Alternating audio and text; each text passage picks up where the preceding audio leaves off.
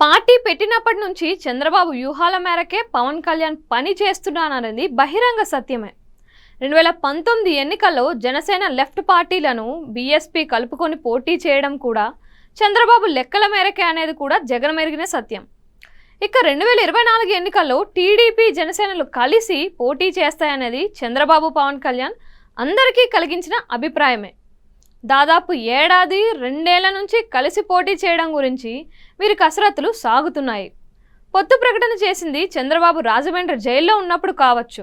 అయితే అంతకన్నా ముందు నుంచి చంద్రబాబు పవన్లు అప్పర దోస్తులు.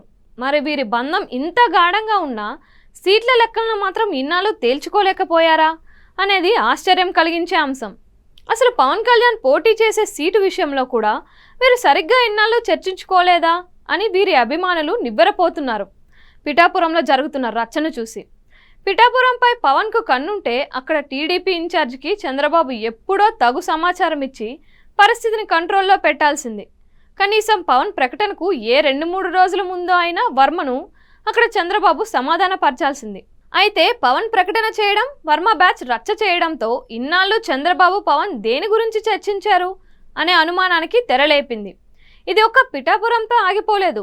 జనసేన పోటీకి తెలుగుదేశం కేటాయించిన సీట్లు, జనసేన తరపున అప్పటికే పవన్ అభ్యర్థులకు ఆశలు రేపిన సీట్లలో పీకులాట కొనసాగుతోంది.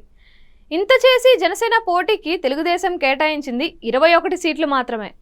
ఈ మాత్రం సీట్లు కేటాయిస్తేనే ఇన్ని రచ్చలు జరుగుతున్నాయి. ఒకవేళ కాపు సంఘాల వాళ్ళు కోరుకున్నట్లుగా ఏ 50-60 సీట్లలో పోటీకి అవకాశం ఇచ్చి ఉంటే అప్పుడు పరిస్థితి ఎలా ఉండేదో. ఏది ఏమైనా ఏపీ ఏమి పెద్ద యూపీల రాష్ట్రం కాదు. తనది 40 ఏళ్ల అనుభవం అని చంద్రబాబు చెప్పుకునే సందర్భం అంటూ ఉండదు.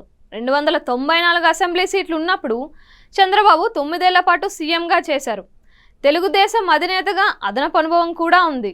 మరి ఇప్పుడు అంత పెద్ద రాష్ట్రం కాకపోయినా అందున మిత్రులతో ఆటలు చంద్రబాబుకు కొత్త కాదు. పొత్తుల పితుకులాట ఆయనకు బోలెడున్నాయి.